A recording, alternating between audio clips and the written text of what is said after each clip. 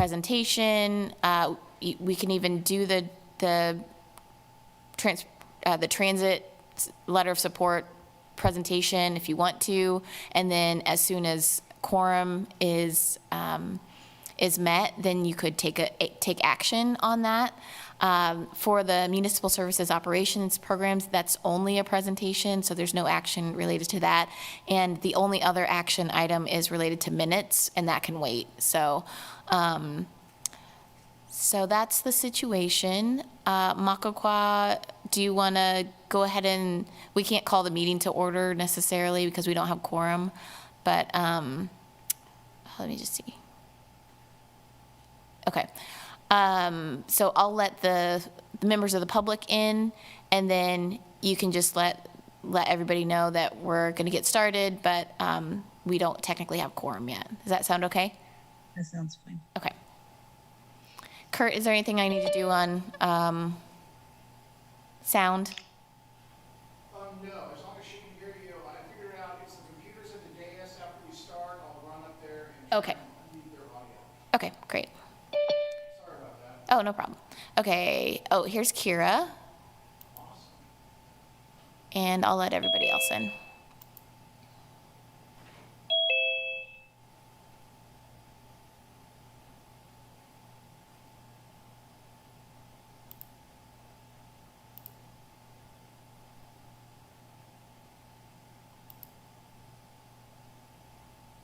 Okay, everybody that was in the waiting room is now in. Oh, and here's Michelle, one more. And we are at 5 members currently. And we need one more for quorum. Mm-hmm.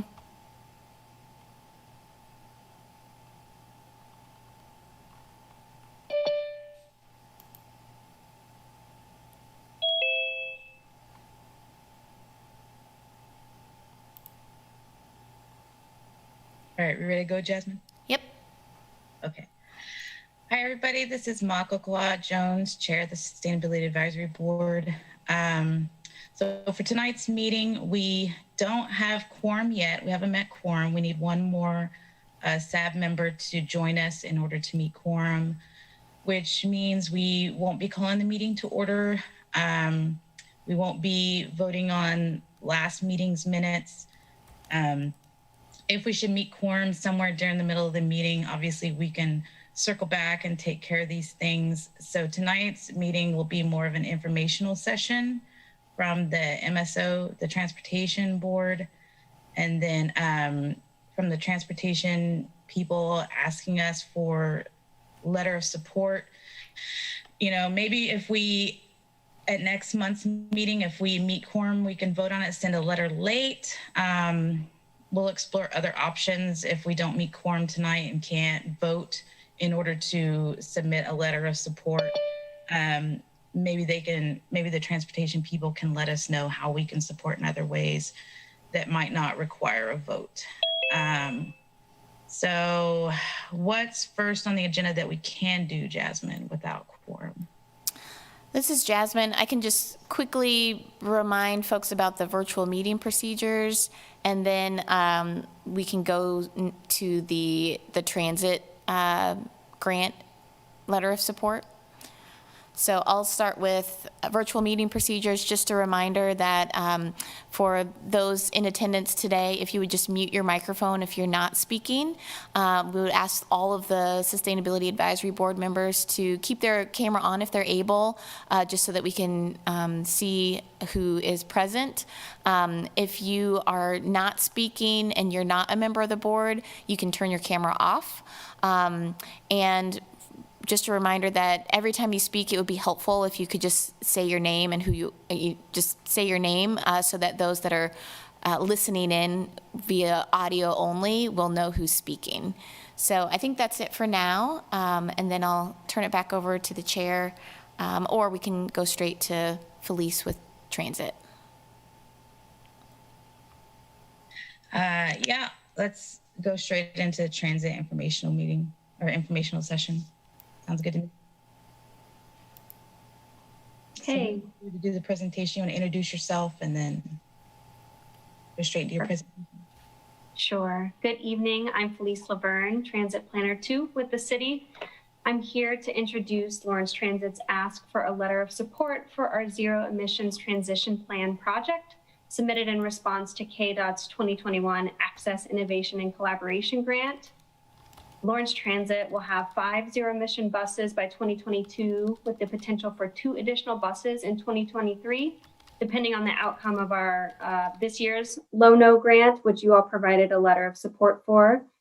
We will have utilized all planned charging equipment by 2024 if we're successful in receiving grants on an annual basis. So to help us plan for future expansion of charging equipment and to meet city goals, Lawrence Transit is seeking funding for a zero emissions transition planning process. This will allow Lawrence Transit to continue to acquire zero emissions buses and charging equipment at the needed rate of 1 to 2 buses per year and will make us more competitive for federal grants. Let me know if you have any questions. That's about all I've got on that. This is Jasmine, Sustainability Director. I just wanted to add that this is in direct support of the policy goal that the Sustainability Advisory Board recommended last year for 100% renewable energy, both for buildings as well as transportation, as well as the 5 sustainability principles that the City Commission adopted earlier this year.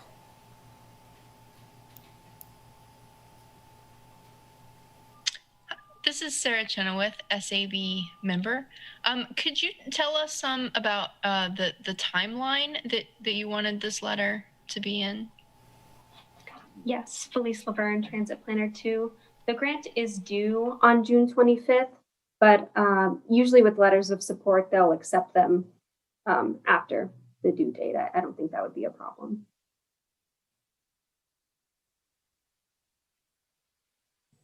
This is Mako Kwa, SAB member. What is the goal of the letter of support? You mentioned that we had signed a letter of support earlier. What is the goal of this letter of support? Sure, Felice Laverne, Transit Planner 2. This letter of support is for a different grant that is in support of the same sustainability goals to get a zero emissions fleet.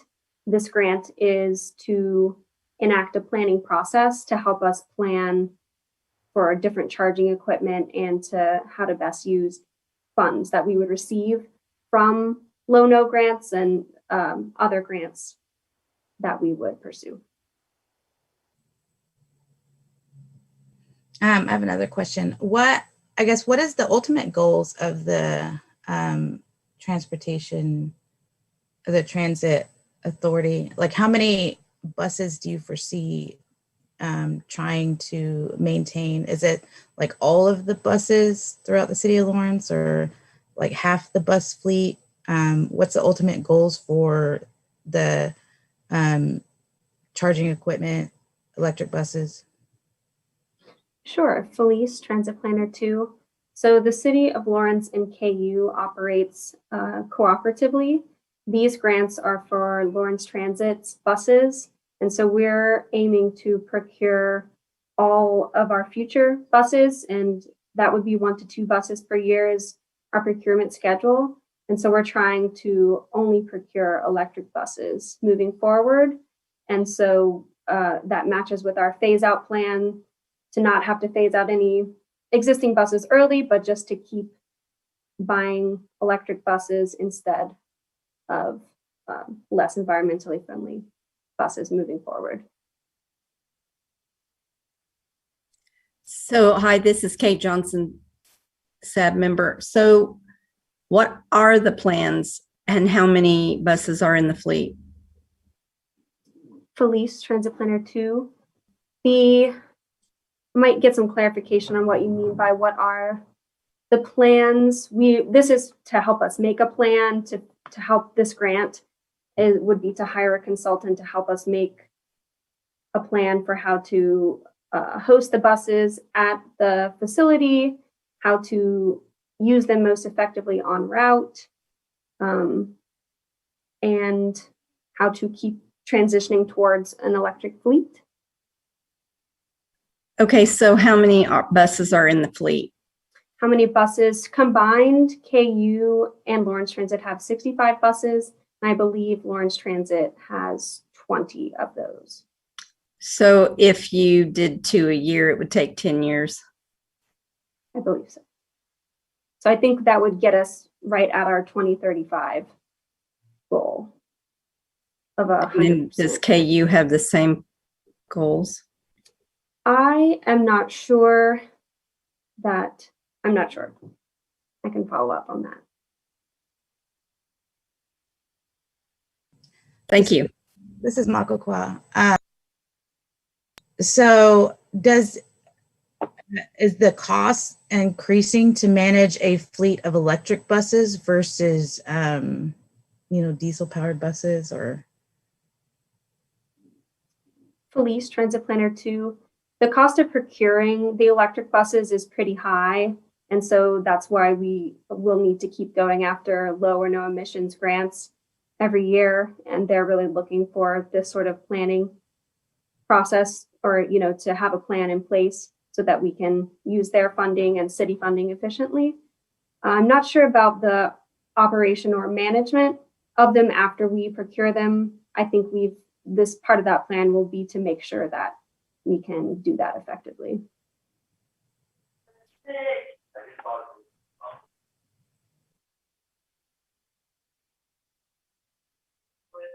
Hey, this is Ben Sykes, staff member. I have two kind of different questions. One is, probably some of the community has seen in the paper this morning talking about the bus design for the new bus station and the new transfer location.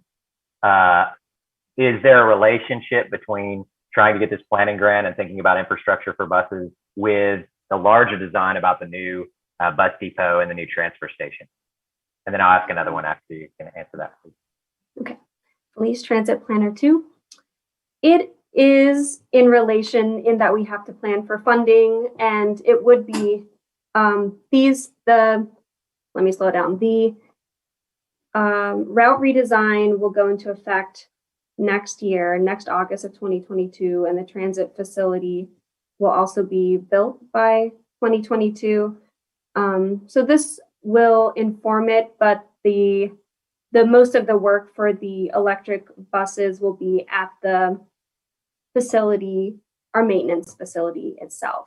And so there will be some planning about how these different electric buses might perform on different routes. Hills and different things can affect how far they can go, but it won't affect, how the routes themselves are designed. So this is Ben Sykes again. So the planning that you're talking about isn't necessarily related to the depot and the new transfer station. Is that only a portion of what all this planning is? Is that what you're saying? Yes, I think that's correct.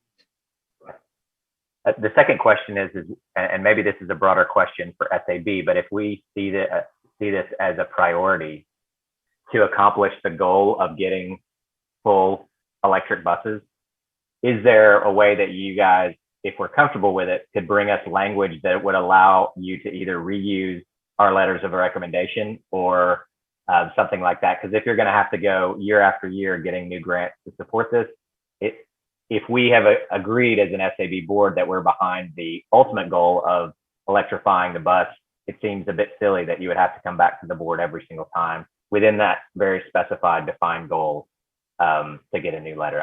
Maybe Jasmine or others or Makokwa could speak to whether or not that would be legitimate. Jasmine Moore, Sustainability Director. I think that makes sense to me. I don't see why that would be a problem. It would be appropriate. Right now, the chair is the one that signs those letters, so that would need to be updated. So you could do something like take action to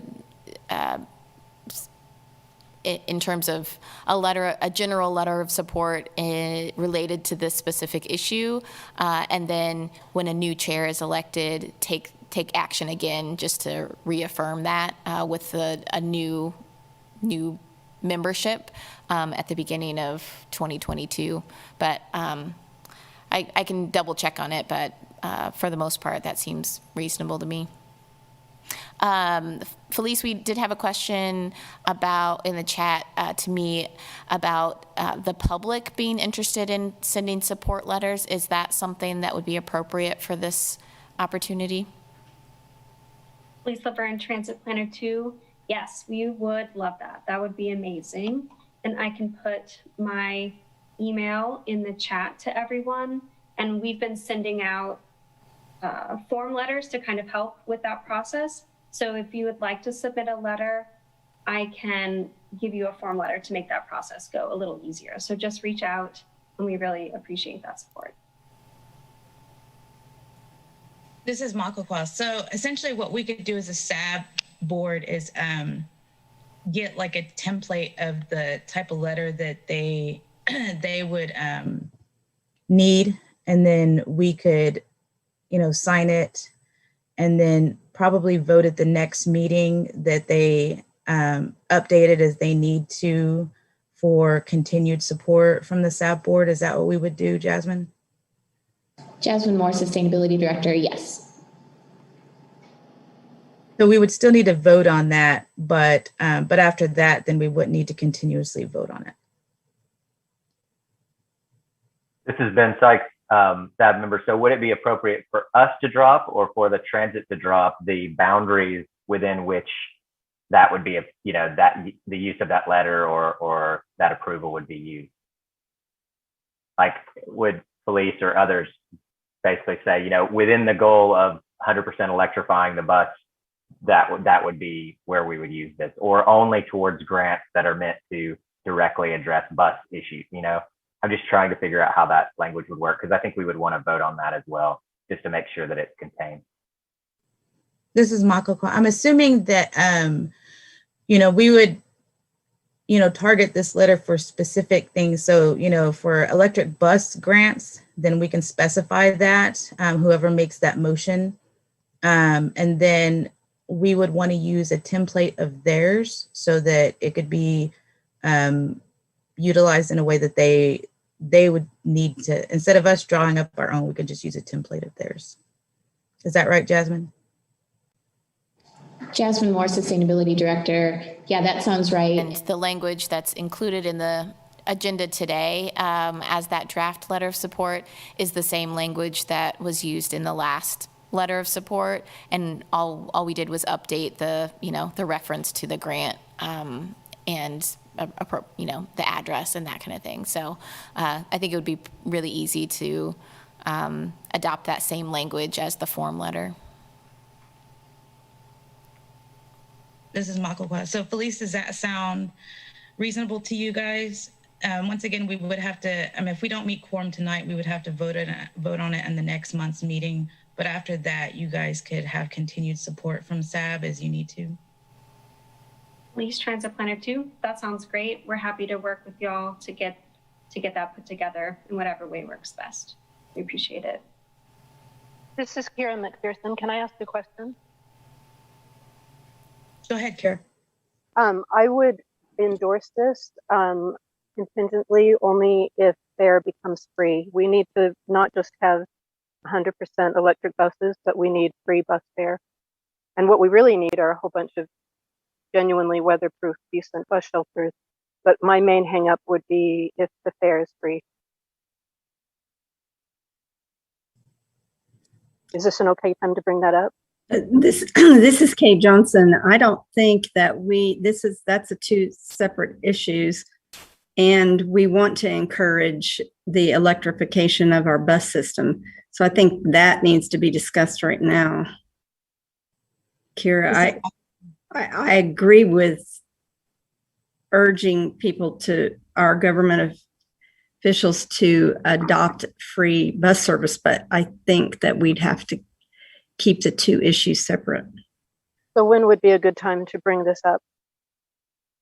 Well, that would probably be, ought to go into my subcommittee, since that is what was tasked on my clean energy and energy efficiency for city operations. So subcommittee. one of your main points was free bus fare. That was included in that. Which subcommittee is that again? It's the clean energy and energy efficiency for city operations. And then Then we When would were you- discuss it. when were you going to discuss that with the board and then the city council? Well, we've already had one of our subcommittee meetings and we were looking to have a second one. If you want to join the group, you can. No, I already have enough on my plate, but I really do feel very strongly about bus fare needing to be free. Well, it will be discussed at our subcommittee level first. Okay, will you let me know when the next meeting is so I can come talk about that then? Sure. Okay. Thanks. This is Makakwa, and this kind of goes back to my question to Felice about the cost of operating an electric bus fleet. If that would somehow save the city money down the road, that we could offer free services for low-income, no-income families or for houseless people. Is that something that you guys have thought about in savings in the long run? Or, you know, updating the bus stops, the infrastructure at the bus stops, maybe providing benches? Felice Laverne, Transit Planner 2. We are considering a bunch of options. We are also doing some public input processes that are up on Lawrence Listen, some surveys that might be of interest about the route redesign and different things and some questions do address the fare-free option. If you want to check those out on Lawrence Listens. I think part of this planning process could help us do an analysis of what the cost savings might possibly look like. That's something we would definitely love to see as part of the planning process, but it's something that we are aware of. And I'd also like to add that we will have 20 new, a combination of benches and shelters out en route by August of this year. And we are going to be putting out some more information about that and about our continued plans to increase the level of amenities in Lawrence.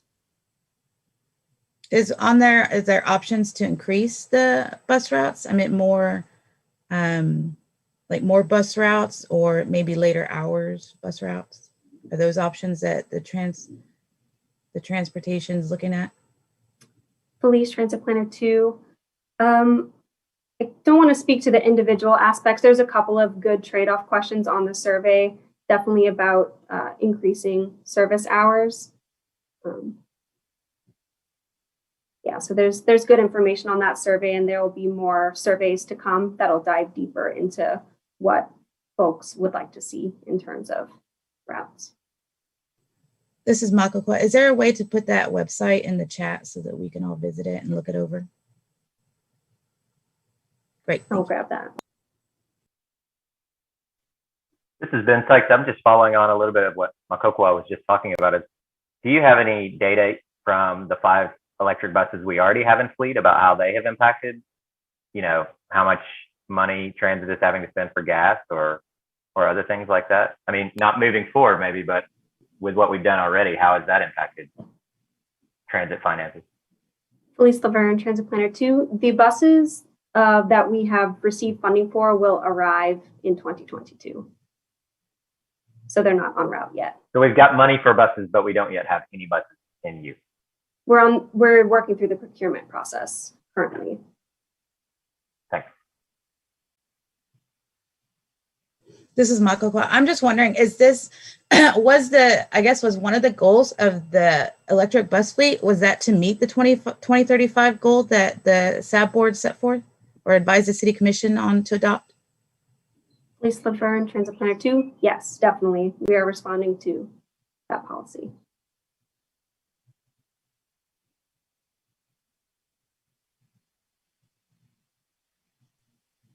Jasmine Moore, Sustainability Director. I just want to celebrate that because that came out of this advisory board, and this is an example of what that policy looks like in practice. So it's shaping the budget decisions that have long-term implications. So I just wanted to celebrate you all for that. Yes, and I wanted to thank you, please, for acknowledging that, because I mean, that lets us know that we're doing something right. Jasmine, should we open up comments from the public at a certain point?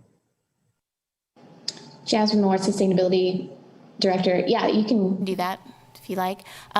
If you would like to give public comment on this item, you can turn on your video, or you can raise your hand using the Zoom feature to raise your hand.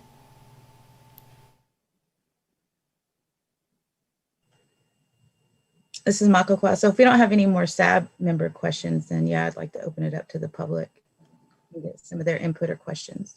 I have one more. This is Kay Johnson, SAB member.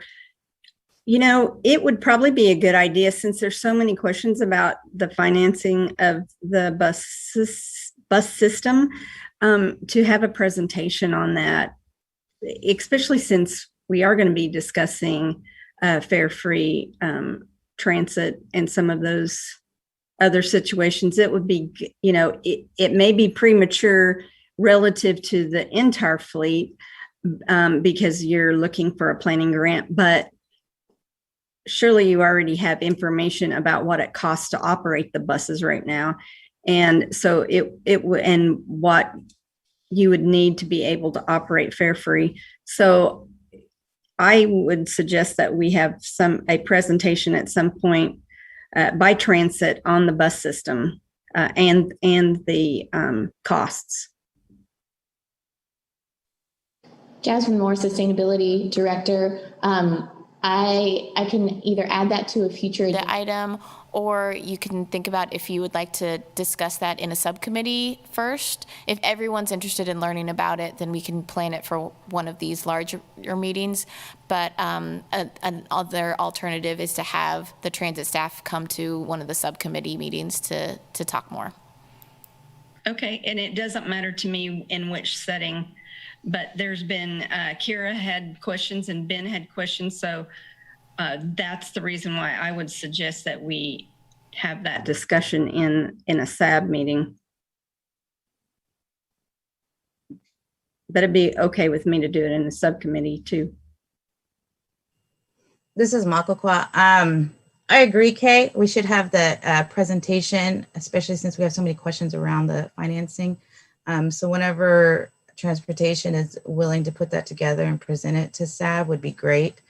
I would recommend having it for a subcommittee just because we have only so many meetings left as a SAB board and there's so many things that we want to get done. So I would encourage trying to reserve those for actionable items that we would need to vote on or, you know, want to meet our priorities. And then whoever wants to attend the informational session can. Sure, and except that everyone can't because of the quorum issue, but it's likely that everyone wouldn't want to anyway. So that's probably fine. So at this time, I would encourage the public to raise your hands, turn your cameras on, ask questions, make comments.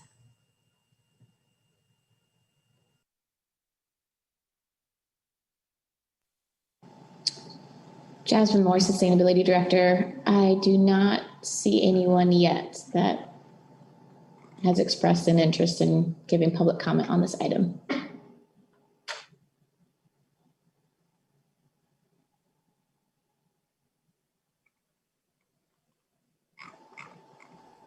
This is Mako Kwa. Well, if we don't have any comment from the public, considering this is just an informational meeting, there's nothing we can really vote on at this point unless we have met quorum. Jasmine, has anybody showed up to meet quorum yet? No. Okay. So then I guess we'll get back to you, Felice, if we have any additional questions. And hopefully we'll meet quorum next month and we can vote on this. And then we'll look forward to providing you continued support with a letter that you guys can amend as you need to. Thank you so much. Thank you so much for presenting to us. So moving on to the next agenda item, what do we have, Jasmine?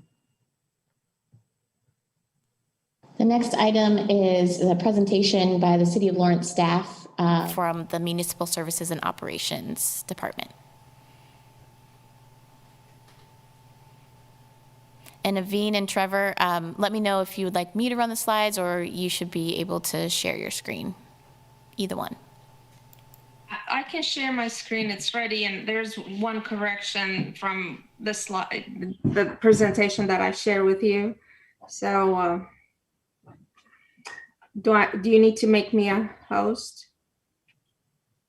Try it first, and then if it doesn't work, I'll work on it. Okay.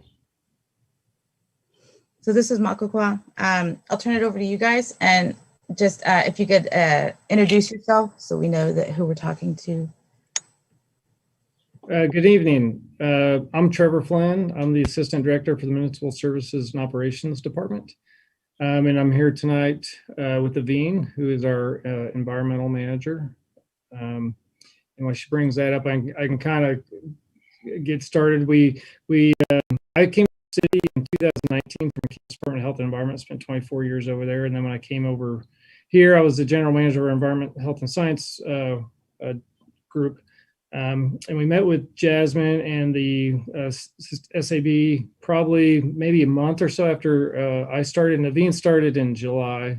So we were pretty new and kind of a new work group.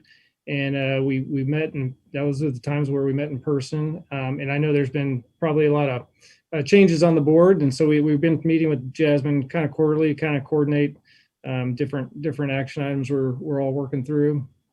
Aveen, are you going to get that to the start of the presentation? This is it. Do you see it, or am I? Oh, okay. I'm sharing the wrong screen. Sorry about that. Just a second. And so we thought it'd be a good time to get together and kind of touch base with some of the new members and just kind of give everyone kind of rundown of some of the initiatives that we're working on and how they kind of translate across the community as well. I'm going to kind of do kind of an intro of MSO and some of our, the general programs and what we do, and then I'm going to turn it over to Aveen. Is it the right one? No. Yes, that's the start, and then just hit the Yep. Hit the slideshow button. You should be good to go. Excellent. Okay. Go ahead. Do you want to get it so you're not showing the notes?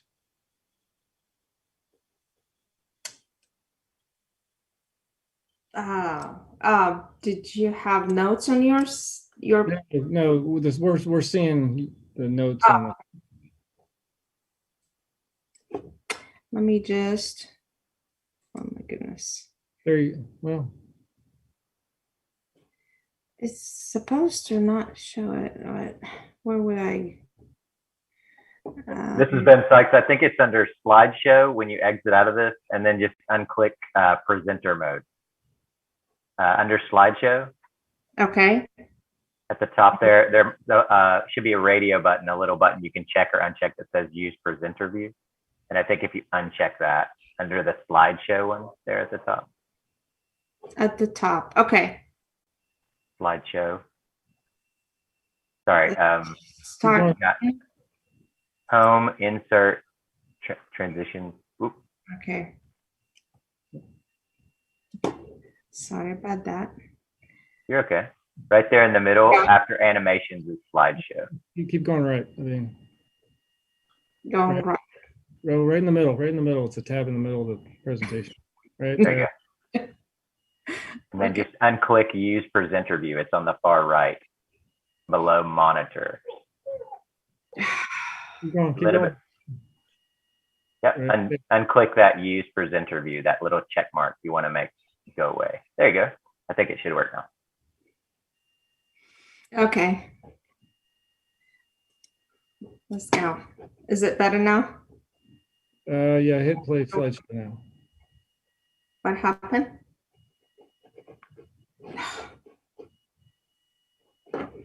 Maybe I shouldn't have.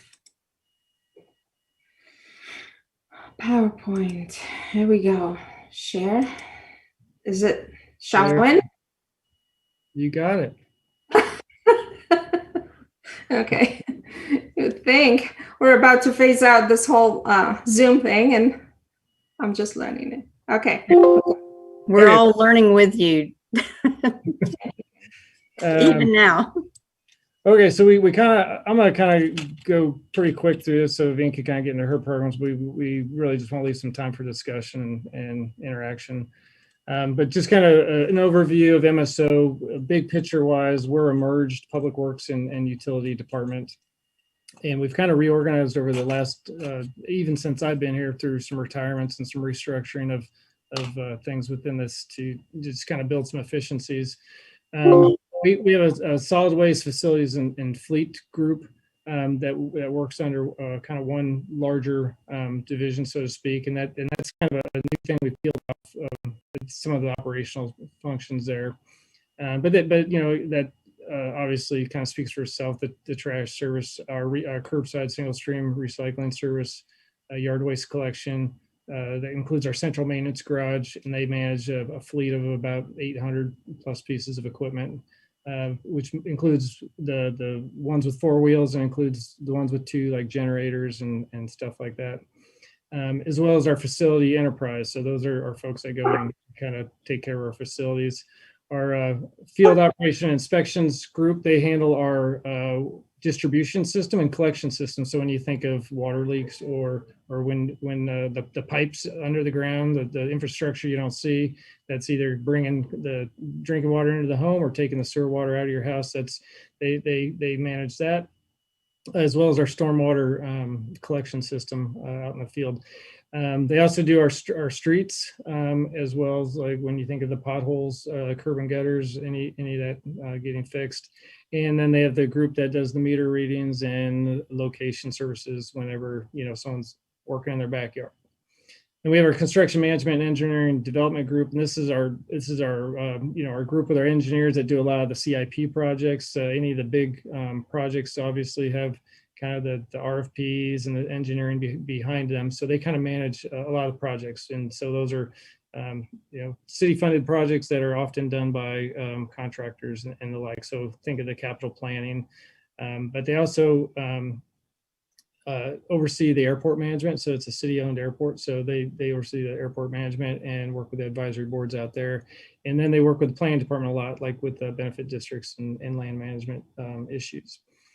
And MSO is the largest city department, and so we also have an internal services group that kind of facilitates, you know, kind of serves as a liaison between our finance department and city HR department as well, but also manages, so our internal services like handles a lot of our training for our staff.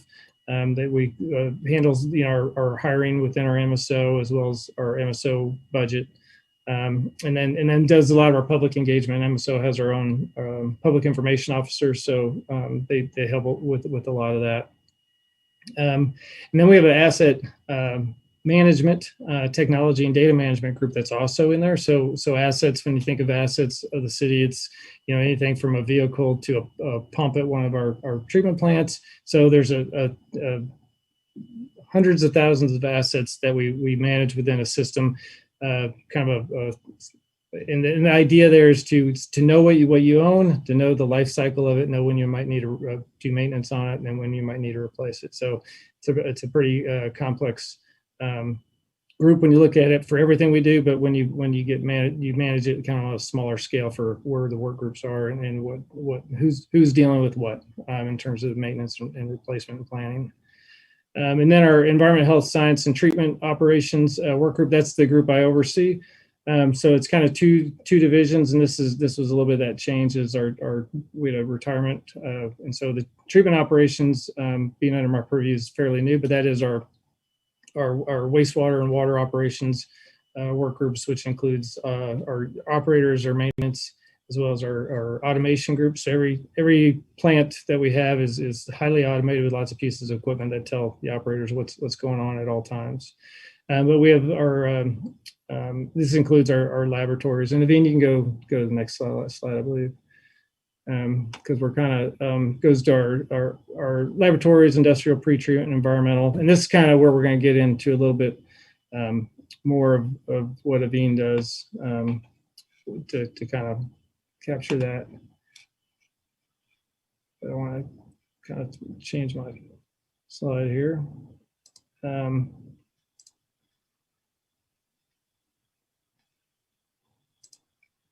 Okay. Yeah. So on the environmental health and so you can kind of go back one. I was trying to get my notes, got it all on the wrong screen there. But basically, the EHS group we're responsible for administering all the environmental permits held by the City of Lawrence to ensure compliance and reporting requirements are met in accordance with state and federal regulations. So the city has 7 MPDS permits, and that's our National Pollutant Discharge Elimination System permits. And so those are Clean Water Act permits. So that's anything that discharges to a receiving water. And then we have storage tank permits. We have three storage tank sites that are permitted, which is the airport, a fueling station off of Walker's, and one down at Haskell. Compost facility is a permitted facility, and our household hazardous waste is a permitted facility. And then we have several smaller specialty permits for septic waste, special waste permits, and those are with hams or with like septic haulers, Honeybee, or when the folks that empty like porta potties and stuff like that. And then we have a biosolids program. So all the wastewater treatment plants produce biosolids, and so there's permits associated with that. And then on the drinking water side, safe drinking water side, there's public water supply compliance monitoring we do.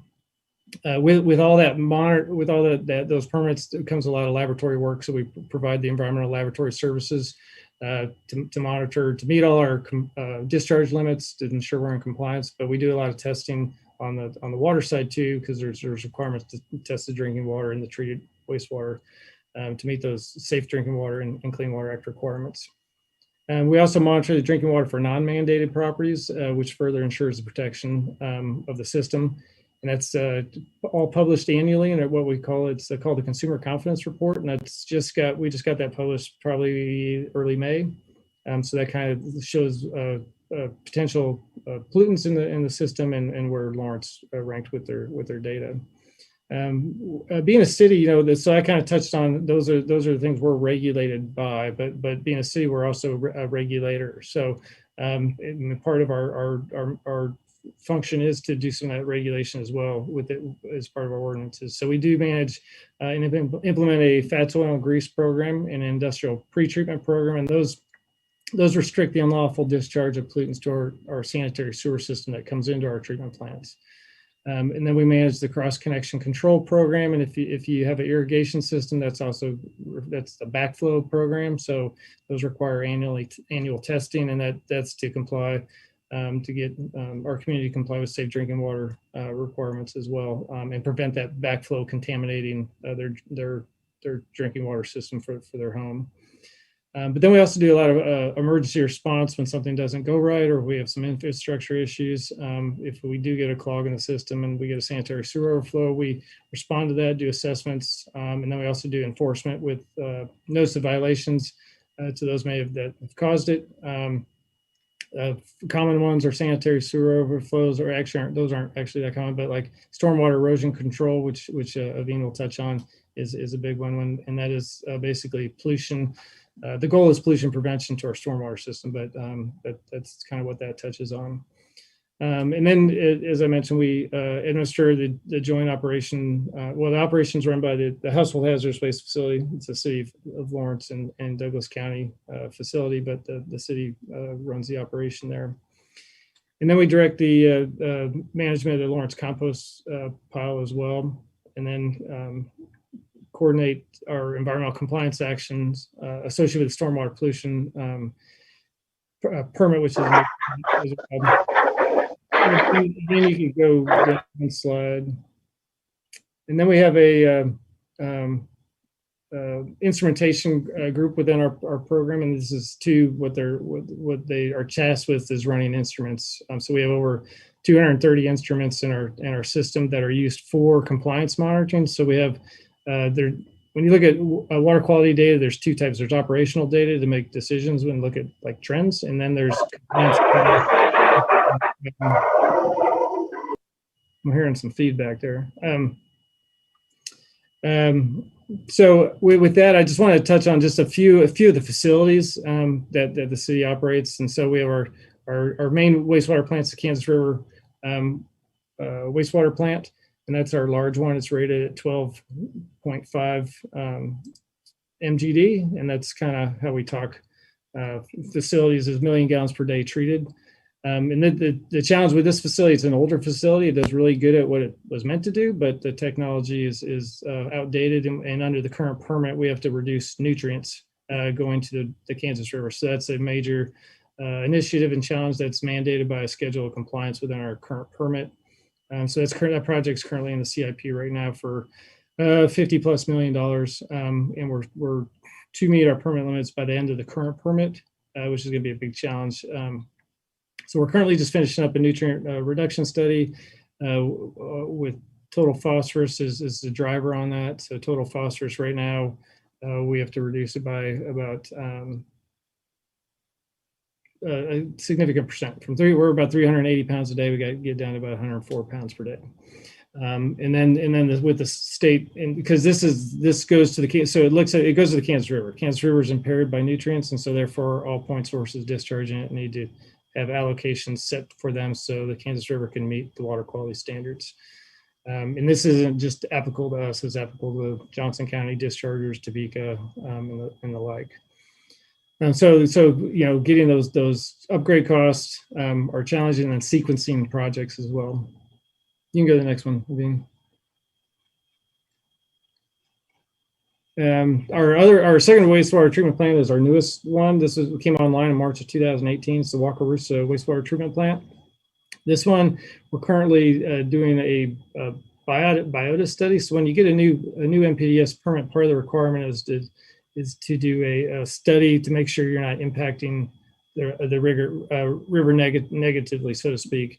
And so it's called the Anti-Degradation Study. So we had to do a study before the plant came online, and now we're doing our second follow-up study. And what that study is going to do is to kind of give us a picture of what the impact of that discharge has done to the biota of the Wakarusa River there. So it's kind of, and Kansas Biological Survey is contracted to do that, but they're kind of looking at the bugs and the health of the stream to see if there's been any degradation of the stream with that new plant there. The good news is that plant has probably performed not just one of the best plants in the state, but probably one of the best plants in the Midwest. It's allocated for, and again, we're looking at total phosphorus here. It's allowed to discharge 58 pounds per day, and we routinely are discharging less than 3 pounds per day. So when you look at our current plant, old plant's at 380 pounds a day, that plant's less than 3 pounds per day. That's significant, but that kind of shows you the latest and greatest technology. Totally different footprint, looks totally different. And if you tour the two plants, it's very apparent that the technology is very different. You can go to the next one, Abhi.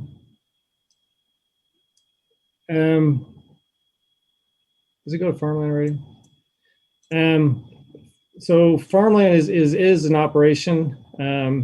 We call it an operation, but it's really a remediation site. But from a perspective of managing our personnel and our maintenance and what we need to do, it requires a significant effort from some of our staff. And part of that is because when the city acquired the property in 2010, there's a consent decree. And so with that consent decree came considerable reporting requirements. Considering considerable sampling, we're out there, we have to do sampling. We have a protocol for some things are getting sampled monthly, some things are getting sampled quarterly.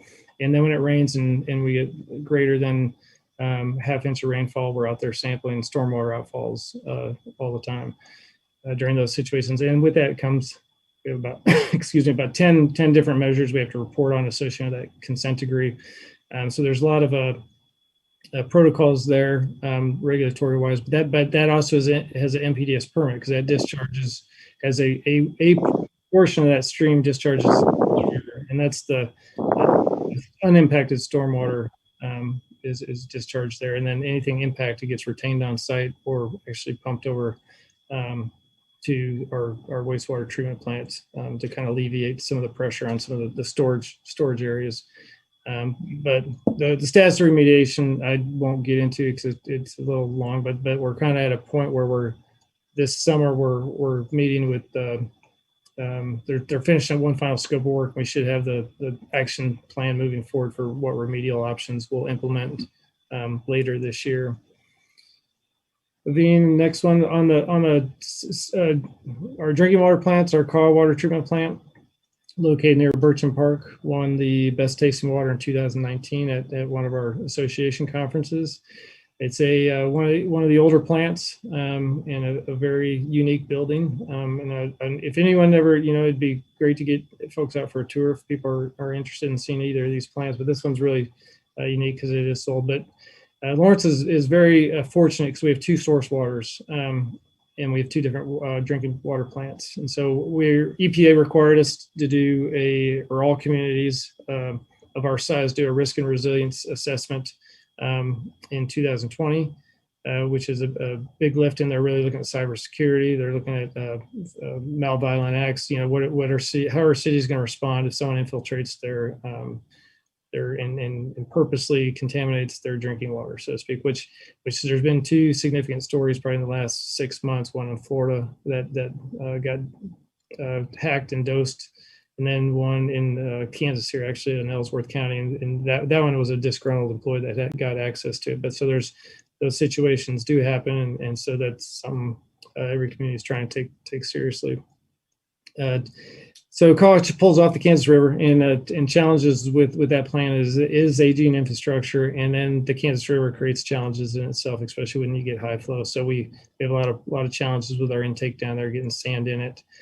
We do have a well field down there, so we could pull their alluvial wells, so we can pull off wells as well. But the wells will kind of change that water quality a little bit. So it's a balancing act to how we pull that out. Being the next one.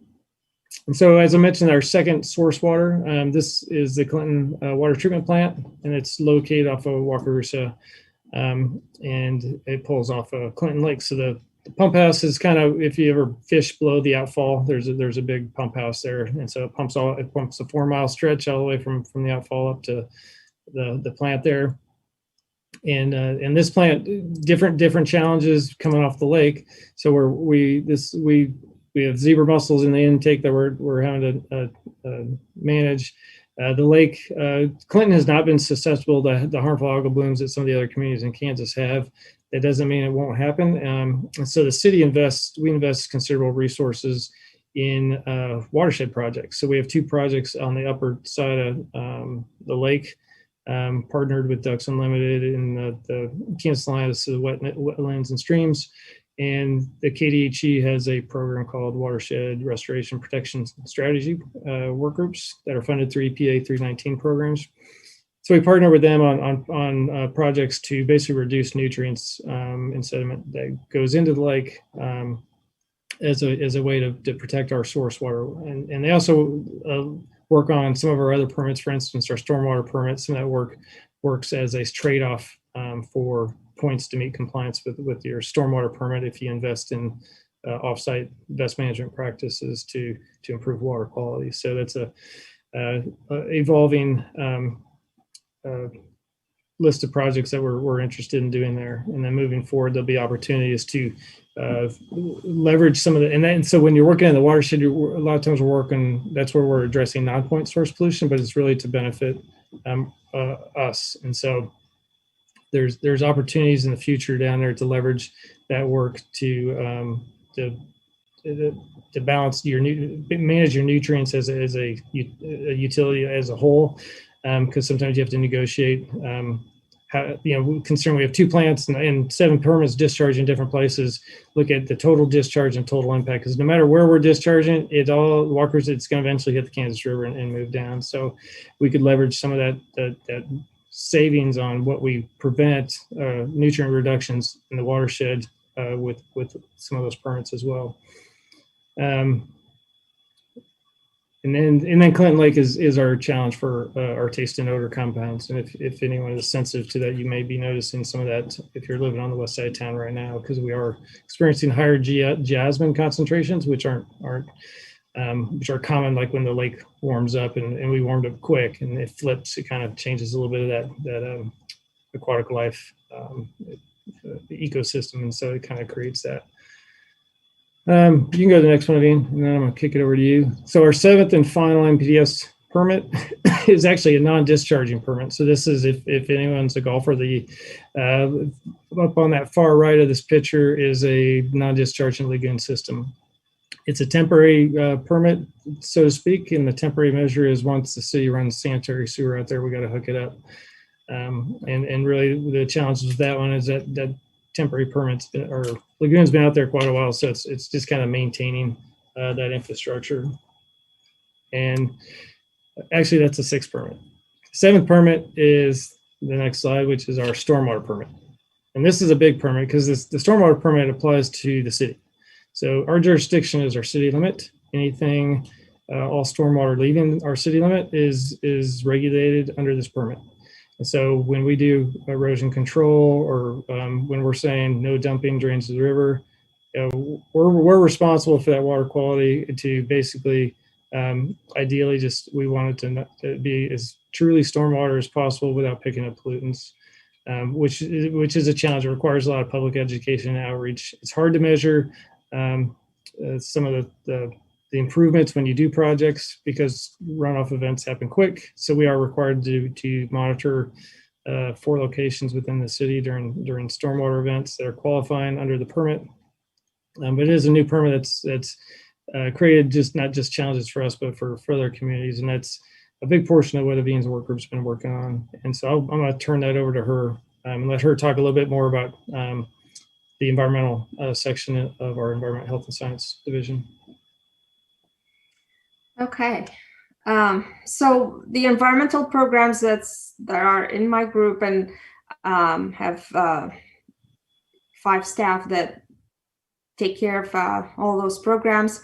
Composting, cross-connection control program, basically the backflow regulating and monitoring that. Stormwater, Trevor touched on the permit, and that's basically done in my group where we do implement and basically. You want to advance your slides? I'm sorry. Oh, yeah, it's not. I was working on my own screen. So the stormwater permit that requires the city to implement programs and outreach and education and act as a regulator to any industry or a business that has a potential to pollute stormwater. FOG is basically regulating all the food establishments and industries that have the potential of discharging higher content of grease and fat and oil. Household hazardous waste is the program where most of our true effort goes into as the direct contact and a service to all city and county, and it's a program that's in a collaboration with the county.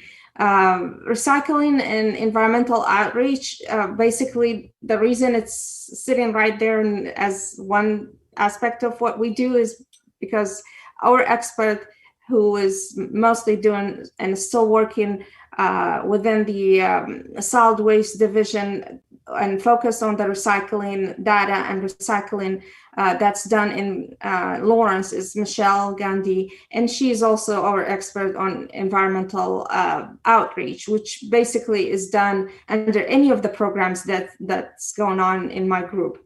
And other efforts and other programs such as coordinating with planning, basically trying to make sure that anybody and any developer that is about to build either a restaurant or any type of building, we follow those permits and we follow those new constructions, and we try to require all the environmental dues or requirements that is supposed to be happening. Storage tank permits, also Trevor mentioned a little bit, we have a couple of sites that have larger storage tanks that that requires the city to maintain a permit on it and do some requirements from inspections and certification of the staff dealing with those storage tanks and whatnot. Environmental audits, of course, that's mostly our group trying to audit and look at all the city practices, which is basically also a requirement of our stormwater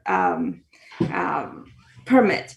Risk assessment, emergency response planning, and emerging initiatives like the lead awareness or water conversations. Basically, water conservation is not a big deal, but then the rate changes, and of course, environmental stewardship is a big deal and focus for my group.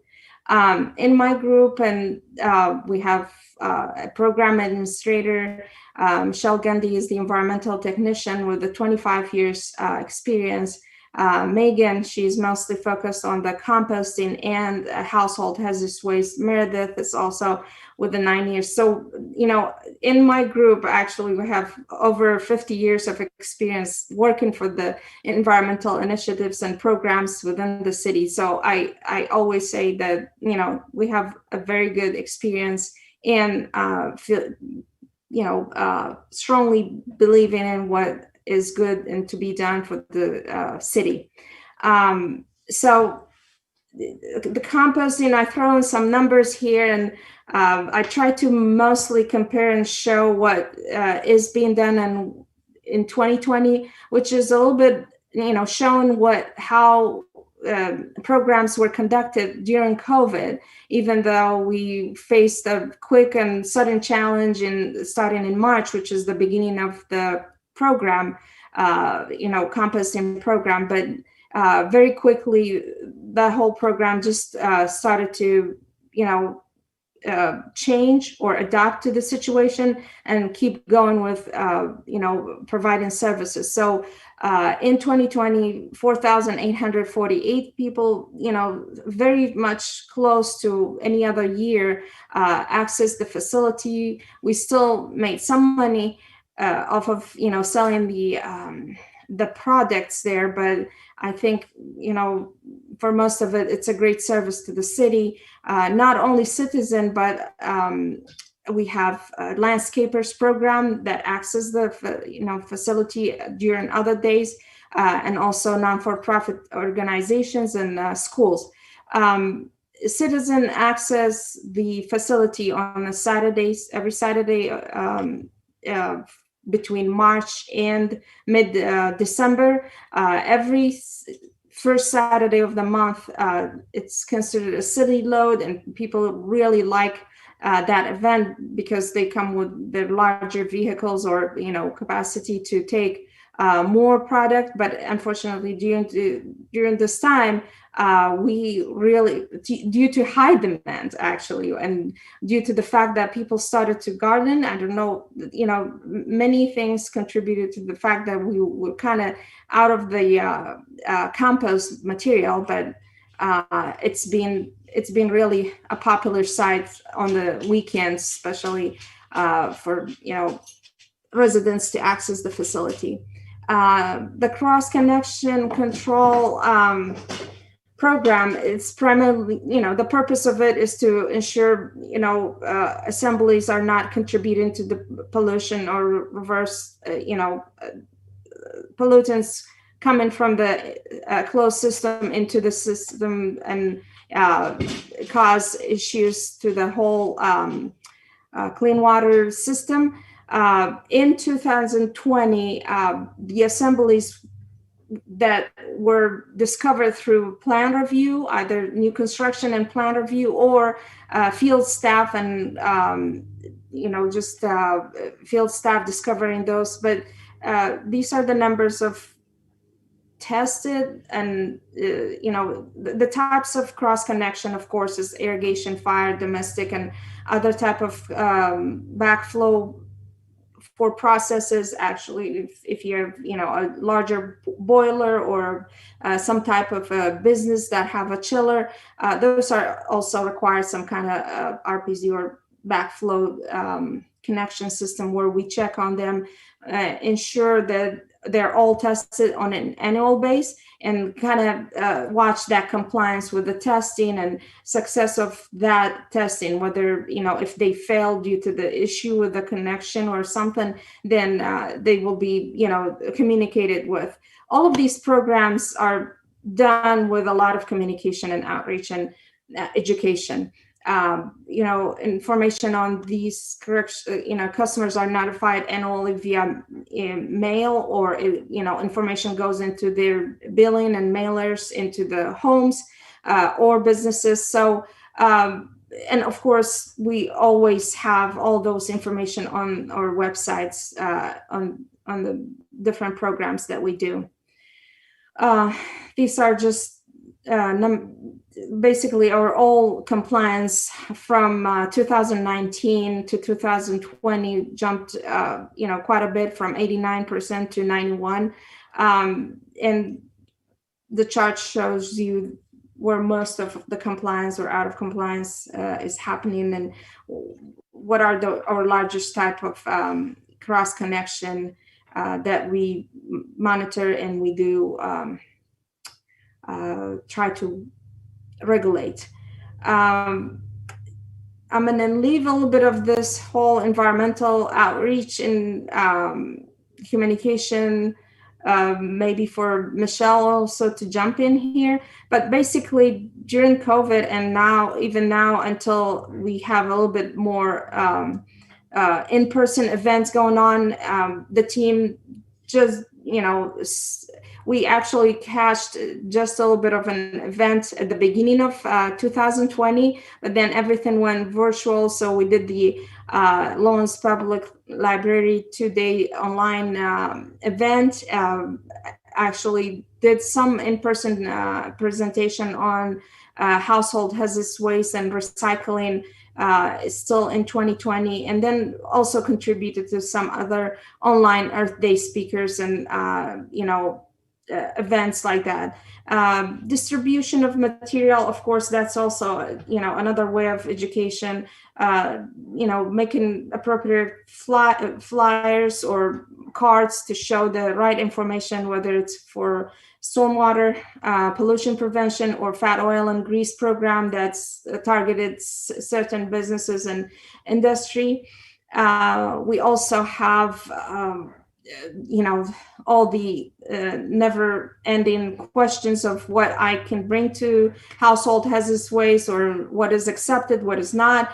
We don't take e-waste, but e-waste is done in events and in collaboration with other entities. So all those information mostly are put on cards or brochures, and also repeated over and over at the time of customers that access the household hazardous waste facility.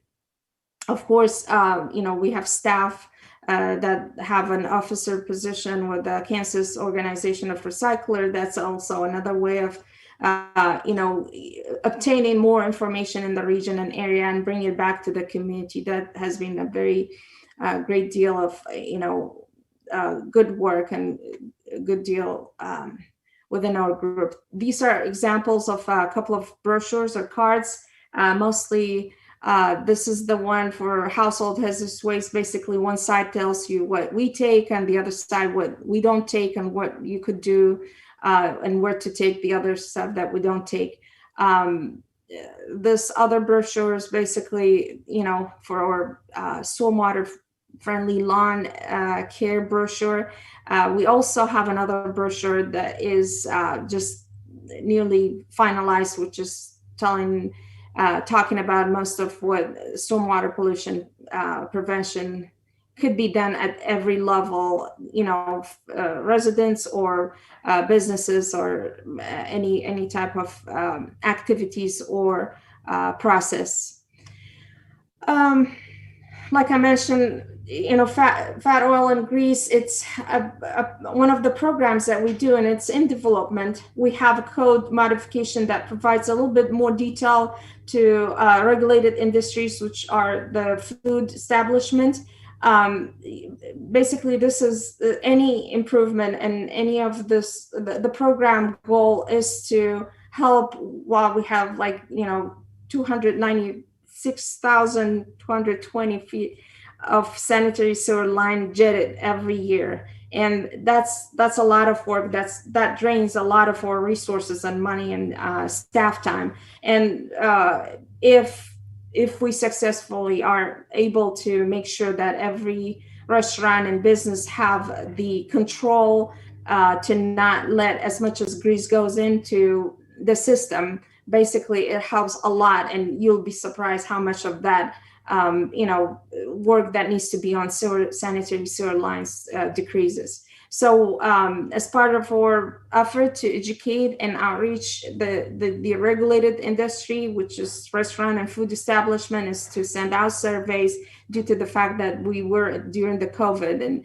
that's when we started most of our programs here. So the 322, it's basically the larger list of our industries that needs to be somehow communicated with, given out information, what to do and what they're supposed to be doing to stay in compliance and to do the right thing. And we get responses on the code modification or education and outreach material. And the next step for us is to be basically having some boots on the ground and do in-person inspections at those restaurants and food establishment. Again, the household hazardous waste is basically another one of those programs that was affected by 2020 in the pandemic. So during the time that was, for the short time that the facility was closed in March and going into beginning of May, we actually, just happened to be needing to pursue a new RFP and select the main hazardous waste disposal contractor, which worked out just fine. Staff started to look at that and make sure that we do go about, selecting the right contractor that will handle the waste on a regular basis and keep the facility in compliance and keep the service open to the small businesses and residents in Lawrence. So the facility really used to be open hours and everybody had access to it. But then since the pandemic, we moved to a appointment system where we actually, allow people to make their appointments and come have access to the facility, either drop off waste or come to the storefront, which actually obtains some of the chemical that was brought to us by other businesses and residents, and they're in a good shape. The safe labels are still there. Then we could put them back, back out there for other people to use it. And it's really, to me, it's a very good way of recycling instead of paying for that waste to be shipped off and disposed of possibly in an incinerator or landfill. So these are some numbers in comparison of, how the monthly drop-off total and also average household per day between the 2000, the average household per day is actually a comparison between four years, but you can see what happened in 2020. We stayed really busy, and we had a lot of people dropping off waste as soon as we were able to, set up the facility and open up and have access for people to bring in their waste. The mistake that I have, Jasmine, and I don't know if you distributed the other presentation, is when I mark it in red, it's actually 61 businesses had the opportunity to drop off waste, and we actually only accept conditionally exempt or conditionally considered small businesses in Kansas can bring their waste to us, but they will have to be paying for that service. But citizens of Douglas County and of course including city of Lawrence have access to the facility all free.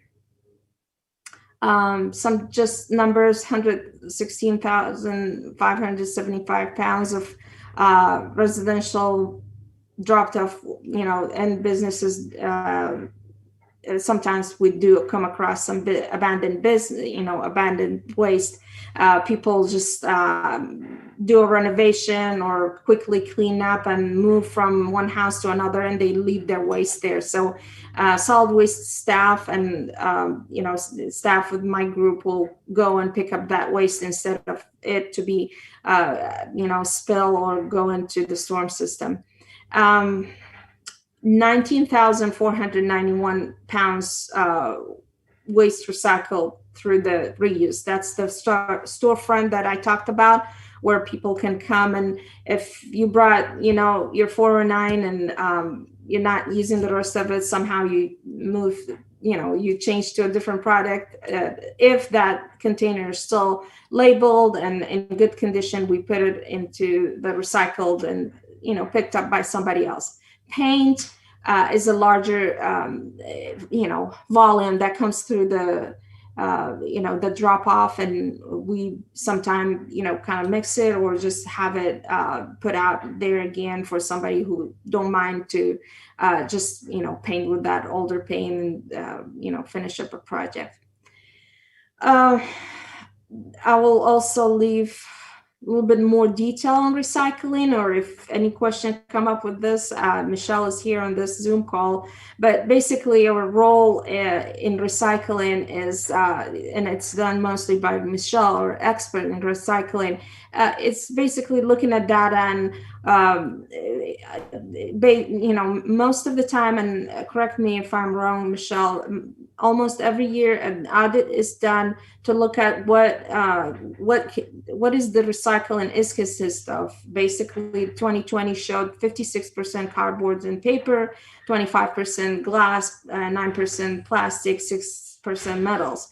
And this is so surprising to me, but in a way it shows how much education and outreach have worked in here. I mean, the low percent of contamination, that's really a good rate. And I really credit that to the amount of education that is done and the amount of in-person and good conversation going on that tells businesses, residents what to recycle and how to recycle. I mean, this is a good rate, and I think we should brag about that. A little bit more numbers on the recycling that came out of the audit in 2020, in November 2020. It took a lot of time from Michelle, and I really like her contribution to stormwater program. So she spent quite a bit of a couple of weeks working on the audit that was done in collaboration with HAM. So it shows just the tons of paper, cardboard, newspaper, basically fibers, and tons of separated material, glass, office paper material, and whatnot. So 6,000 tons of single stream recycling and material.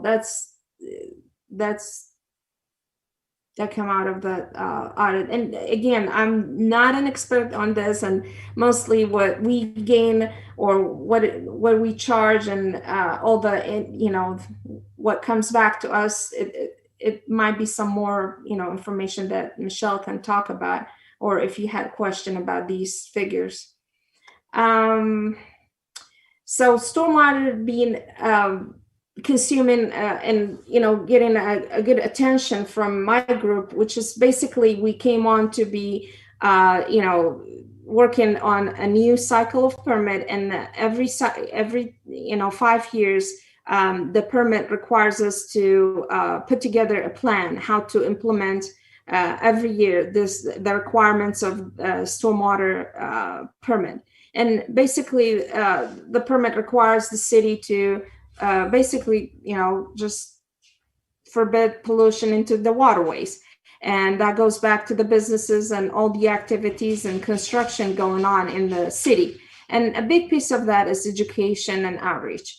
education to residents and doing the right thing, and partner with homeowner associations and residents to be doing the right thing, and possibly maybe even do rain gardens and this and that. But in the same time, it's a large lift to be talking to every builder and developer in Lawrence and try to make them or ask them to be doing the right handle construction site runoff in the right way, put the good amount of erosion control, and go back time after time, watch all of those construction sites, and try to be also equitable to everybody. If we pick on one side and one subdivision, we make sure everybody else is, watch what goes on everywhere else. So basically, public education outreach,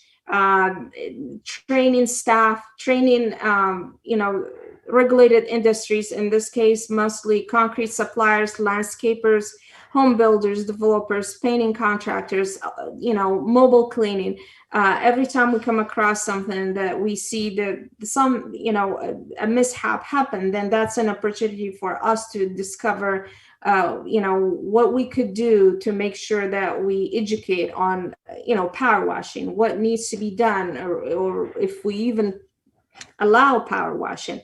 And then put together the right information and provide it, and then possibly give them a chance to correct what they're supposed to do. If not, then we have the system, a compliance aspect of what we do, and we actually reach out to those businesses, or if it's a construction site, we do issue NOVs and we follow up on those notice of violations, and we try to work with them and put a time and date to their compliance.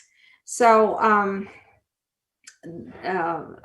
kind of going back and forth on things, but basically, as far as the training goes, every aspect of what the permit and what the regulation is asking us is put together on online training, where staff, initially in 2020, 12 staff took the training and got more informed about what's supposed to be happening. Because if I have 3 people working on stormwater pollution prevention, guess what? That's just not enough. Between the sampling that needs to be done and all the different businesses and sites that needs to be, watched, and also citizens complain and question and education.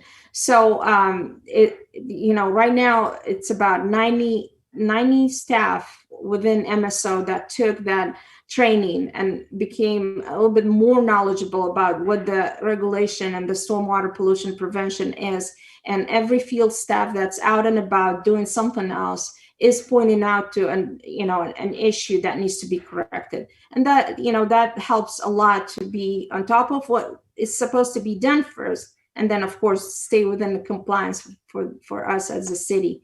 So that's mostly what I have on those programs. And I really hope there's a chance for everybody to ask questions. And I don't know if I covered this, in a clear way, or I confused you some more, but go ahead and ask questions.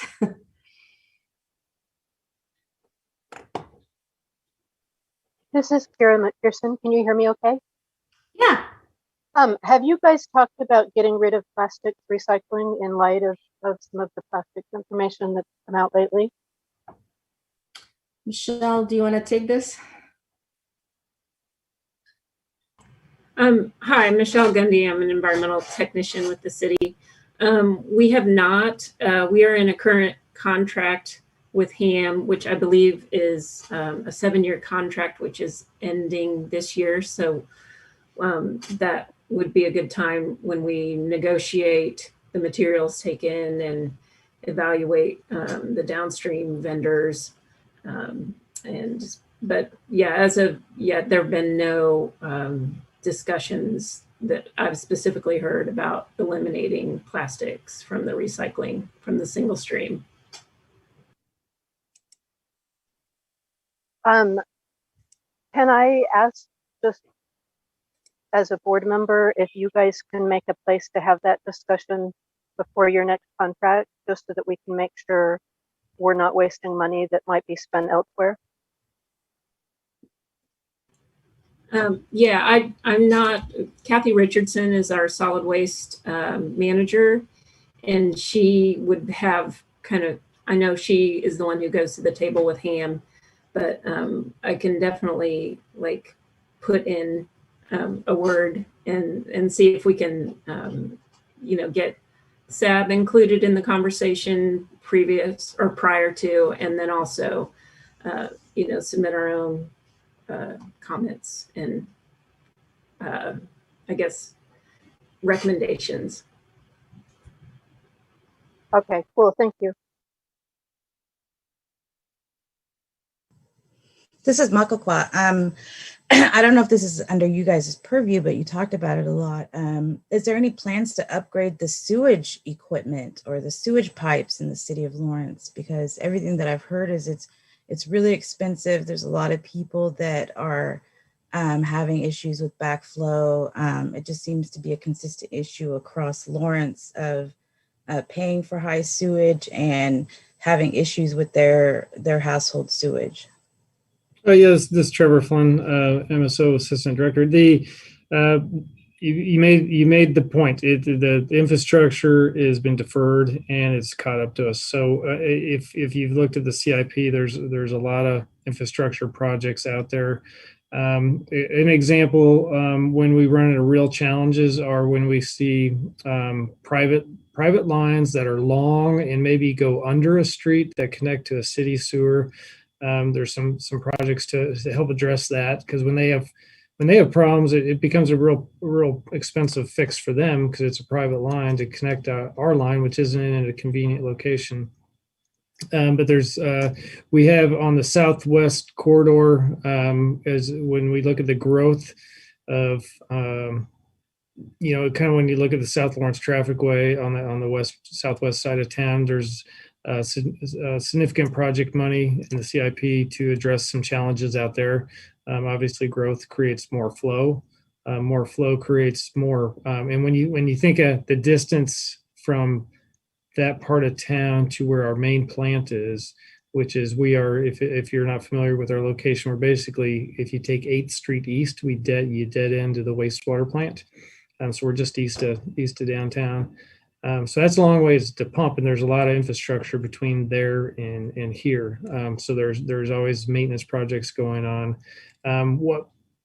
What we really are focusing on upgrading, as well, as I mentioned, was the wastewater plant here at the Kansas River, and part of that, some repairs have been done. In 2019, we had a significant rainfall event that literally broke the screens coming into the plant. And so the screens are kind of the first thing the waste stream comes through. And you know, for educational purposes, fleshy wipes, when they say they're flushable wipes, they're really not flushable. They get caught on our screens, they end up in the landfill. Everything on the screens goes into the dumpsters, and we have a permit and dispose of 200 tons of waste a year that comes off those screens in our grid chambers.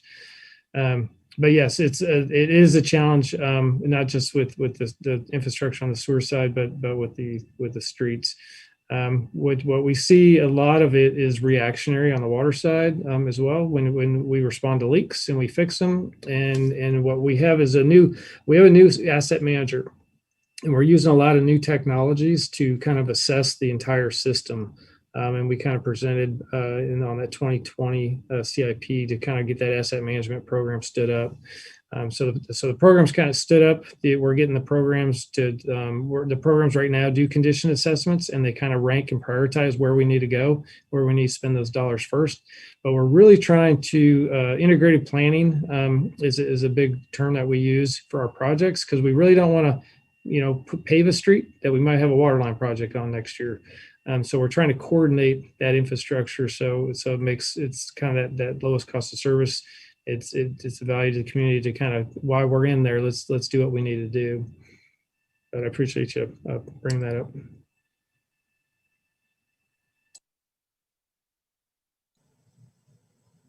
I actually have a lot of questions, but I will let other people ask questions before. This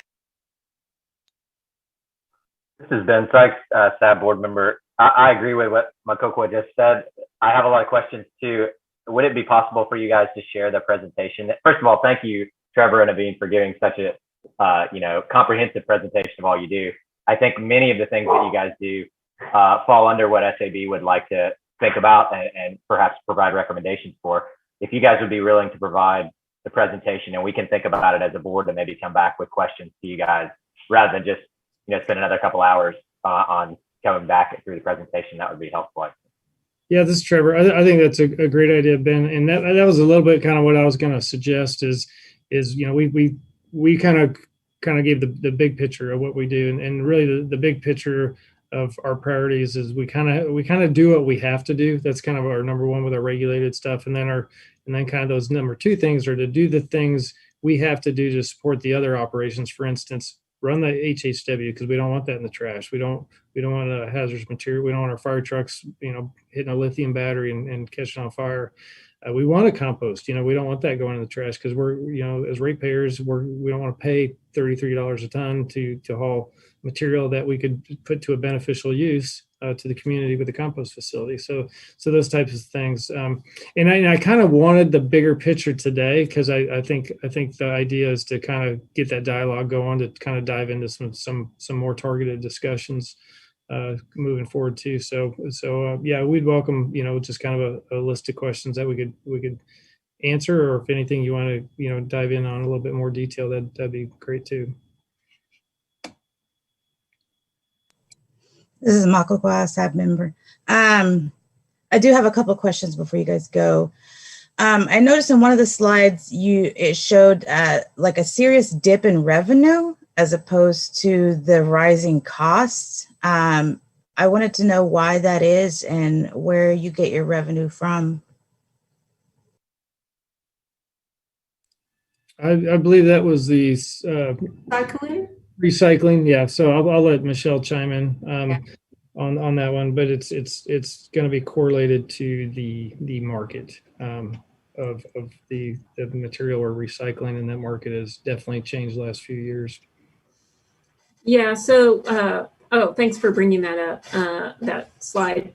So, starting in 2018, China, which is the biggest market for most of the plastics and a lot of the mixed paper that was going over, really started restricting what was coming into the country, and the markets just kind of busted.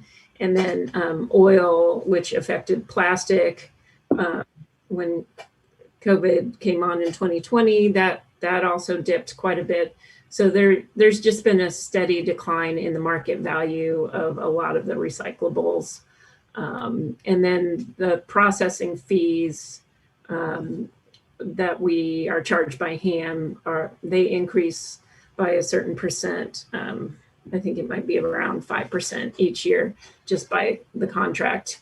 And we do get kind of a kickback based on a slight revenue, like it's a calculation that's done each month as the market, I guess they call it a blended value of what we're bringing in for the mix to single stream. We get a little bit back. We have been the past few months, but here in 2021, but during much of 2019 and 2020, that was just, there was no kickback because the market value was so low.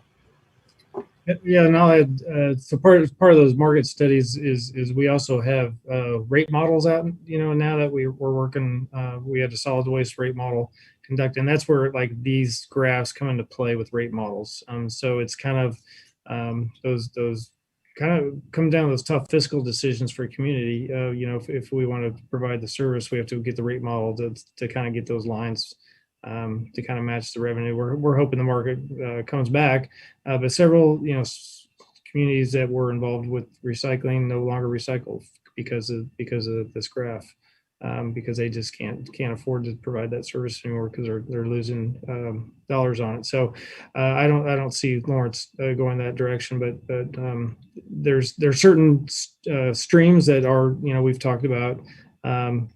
that have different benefits or different value. For instance, I believe the cardboard still has some value there, but there's like the market for the plastic just dropped. And then when you look at the weight of the containers, like the glass accounts for like 9% of what they're seeing there, but it accounts for about 25% of the weight. And so that's kind of what the city pays for by the weight. And glass is traditionally a very low value material. It's heavy, so it's costly to transport, and then it does not have any or very little market value. This is Mako. I have one more question.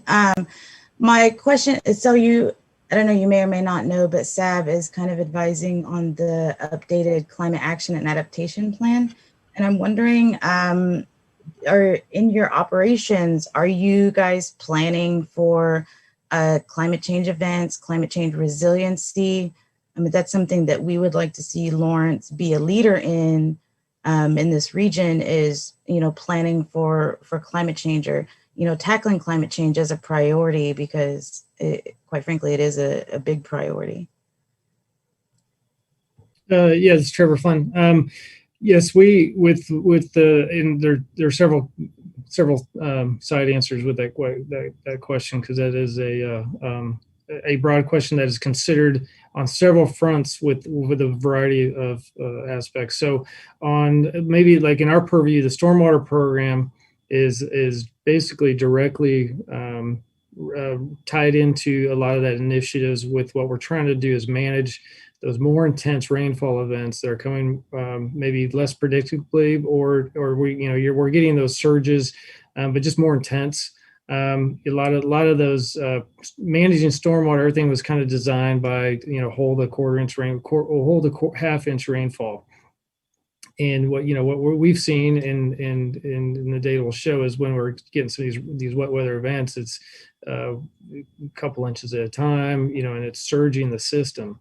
And so we are challenged with dealing with that on the capacity of the system coming into the plants, as well as managing our stormwater coming off of construction sites. They may put up the best BMPs you could have, and they're getting inundated, and they just can't hold them on site, and that's pushing all that pollution to the river. So it's being considered as we evaluate the upgrades to the plant and evaluate whether more frequent and more intense rainfall events, and that's called like our peak flows. So we're trying to be able to manage those, as well as manage our pump stations. And then broader as an organization, what we're really challenged is with we bring in those upgrades is wastewater treatment. The current plant, I don't know if you've seen here, but there's aeration basins, and they pump a lot of air, and those air they're pumping takes a lot of energy. And so there's a lot of efficiencies we're going to be gaining with some of the new technologies we're going to put in there. But we're also we're kind of at that planning part where we have a new general manager over the solid waste and facilities and fleet group coming in. One of their first tasks is going to be to kind of evaluate a transition plan for the fleet, as well as evaluate a transition plan to, or I should say maybe an upgrade plan for the facilities, to kind of dive into some of those, what we can do now, and what we're going to need to be maybe more challenged with as we transition over to some of the net zero type technologies. But with the fleet, I think the fleet transition is going to take some time. We have a lot of specialty equipment that there's really very few alternatives to look at right now. So I think we're going to start probably with the more support vehicles, basically our basic vehicles, and then as you get into those specialty vehicles, I think the idea is there's some beta tests going on with some other municipalities across the country, maybe with like the police vehicles on the side there. But it needs, we're aware of it. It needs to be thoughtful, and there needs to be I heard the conversation a little bit with the buses is that cost and being able to budget that wisely. So it kind of lines up with what the organization needs. And I think part of those specialty equipments is it's a little bit of you don't want to buy too soon because it might get swapped out for a little bit more efficient or more affordable unit down the road. So and then as we're moving into our strategic plan implementation, a lot of that consideration for a green infrastructure alternative or perhaps a different approach to the projects will probably be because when they evaluate a project, they look at several alternatives, whether it's where the project's going to go or how they're going to move stuff, but they're also looking at which materials to use, and they're going to pull in a lot that kind of that different alternative to evaluate, which may be totally appropriate in some cases, and then perhaps maybe if it's a really high use intersection or something, it might be you really just need to go for your strongest, go for more what could handle the workload that's going to be there. But there's and then also with stormwater management, when you're looking at water flow through the stormwater system, there's lots of daylight areas in the stormwater system where some retention ponds or some green infrastructure could be put in to provide some bioswales and which also provides some treatment. But with every benefit, there's also a few unintended consequences. Whether you hold things up, they do require maintenance, and there could be it's kind of like you want them to do what they do, but you also want that water to dissipate. You don't want to create mosquito nuisances and stuff like that. So I don't know if I answered your question or not. Yeah, you did. And I guess my last question is, how can we as a SAB board in our advising to City Commission help you achieve some of your goals or work towards more conservation measures within the city of Lawrence to help us achieve some of these net zero operations? Well, this is Trevor. I think really the biggest thing is just at this point is our communication, our dialogue. There's when we met with Jasmine early on, some of the things we were challenged with was we were more involved with some of the events, and we just we needed to focus on the services, and then kind of handing over some of the events or any of those things that the community is desiring that kind of support us, but they're not the things that we necessarily have the budget or the resources to kind of work into our daily operations, so to speak. So it's not necessarily service, but what we find out is when the city kind of participates or hosts something, some of the community will kind of expect that as a service, and so we're kind of trying to get ourselves so we're focused on really what to be frank, we have so much work to do with a lot of these programs. Is we have to really focus on what we need to do there, but there's a lot of that when we talk to what we have to do regulation wise. Then when we talk goals, those are things we really need help to, because there's a lot of things we want to do, but we're really challenged with what's helped is Jasmine's done. She'll do some research and send us stuff to kind of keep us abreast of some of that stuff. Is kind of learning how to some of those transitions. There might be some model programs out there that would be good for us to kind of be aware of. So it's because those questions come up, because it's like, oh, that's gonna be challenging. I wonder how we're gonna be able to get there. And there's time to achieve goals, and that's kind of the period to get going though is today, because it will take time to do a lot of that work. So the short answer, I think, is just dialogue and kind of I think have some of those targeted discussions and kind of start there. Thank you, Trevor. And I'm sure we have more questions. And like we said, we can send you other questions as we discuss this as a SAB board. I did want to open it up to public comment. We have one person, I believe, that wanted to make a comment, so feel free. Hi, I'm Mohsen Fatemi. I'm a PhD student at the University of Kansas. In the context of climate action planning and considering that the city has energy goals, I was wondering if any energy audits have been done for the wastewater treatment plants, because I ask this because I used to work at an energy research institute back in Illinois where I was doing my master's degree. And we basically identified a large wastewater treatment plants, and it was the service of utilities that they offered free energy audits to wastewater treatment plants. And there were grants, I'm not sure whether they were state or federal, to do some retrofits, and there were lots of great opportunity to, you know, conserve energy by a large amount in those plants. So I was wondering if any audits have been done, and if there are such grants available in the state. And another comment I wanted to make about the presentation, it's, well, for some of the numbers, it's kind of, it would be helpful to have some benchmarks, so it would make it comparable to, so it would make us to kind of easier get how we are doing, if these are high down, or what the implications would be for policy making or making actions in the next step. Thank you.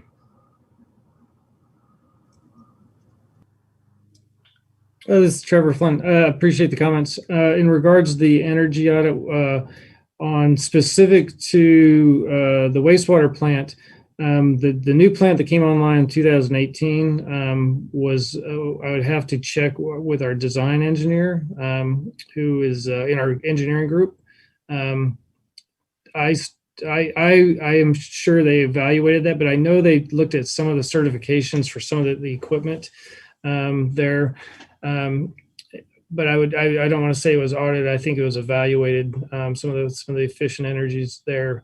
In terms of this plant, with the upgrade going on, part of the nutrient study did an asset condition assessment. So they've evaluated pretty much every piece of equipment on the property, and they put through recommendations through. And so the project's kind of phased. So it's the initial setup is like, these are the upgrades needed to meet the permit requirements. And then these are the upgrades recommended to improve perhaps the energy. So there's several electrical panels that are recommended to swap out, change energy. Our current setup here has been audited. I'd have to check and get back to you like when that was. But I know our biggest challenge at the current facility here, it's an older technology that treats it treats water very well for the time it was built, but it doesn't it knocks ammonia out. So ammonia is a toxic to aquatic life, so it takes care of all the ammonia, but it doesn't treat the nitrogen. The nitrates are kind of the byproduct of converting that to ammonia. But to do that, it's an aerated basin. So we have 4 aerated basins here that for lack of a better term, look like a dirty hot tub, and it's blowing a lot of air, and it's not a variable airstream. It has to crank that air, and that is our least energy, or our energy consumption is really driven by those aeration basins, and that is if that was the newer technology, you could vary. You want to blow as much air as least amount of air as possible to make the process work. And that is because blowing that air it consumes the most energy in these wastewater plants. And so we have a pilot study that we're participating with the University of Kansas, and we do a lot of collaboration with their engineering groups, where we're looking at some low DO technologies. And you look at those low DO, because to get the dissolved oxygen into the treatment system, you're blowing that air, which is energy, which is dollar signs. So if we can get that treatment down to a low DO, would be great. The challenge is that wastewater treatment is driven by the bugs within the system. So it's you see, if you ever toured these facilities, there's a lot going on in those basins, and what you think you're seeing really isn't what you're seeing. What you're seeing is a lot of sludge, and which is the biomass, which is bugs absorbing those pollutants that we can't discharge to the river. But I think it's a really good question, and I'll look into the specific part of the wastewater side. I know for the city side on our facilities, we do have an engineer that we kind of he kind of refers to himself as the building person. And he spent a lot of time, and he spends a lot of time evaluating energy savings and needs and improvements they can make as we have some projects for some improvements on some of those buildings. And he's also focused on some of the air exchange, with during the pandemic, there's some of that equipment that was available. So I know they're looking at that as well, but I could certainly check with them as well.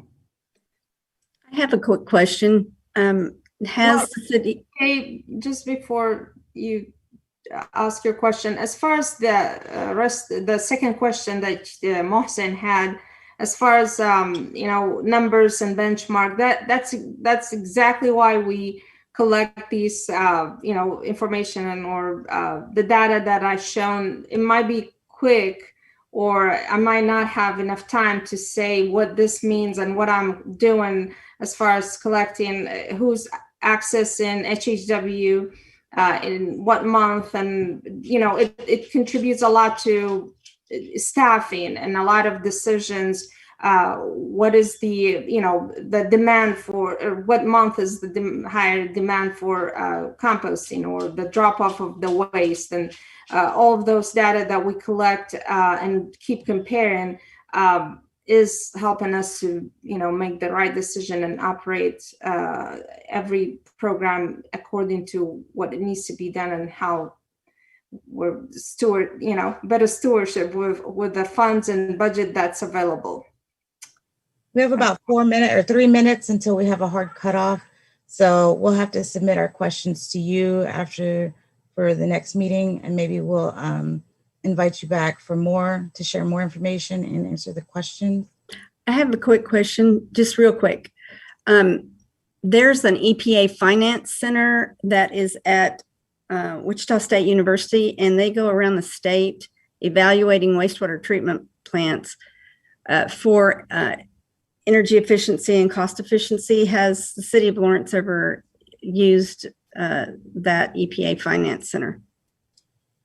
As Trevor, no, I think you're referring to the Wichita State Environmental Finance Center. It's EPA.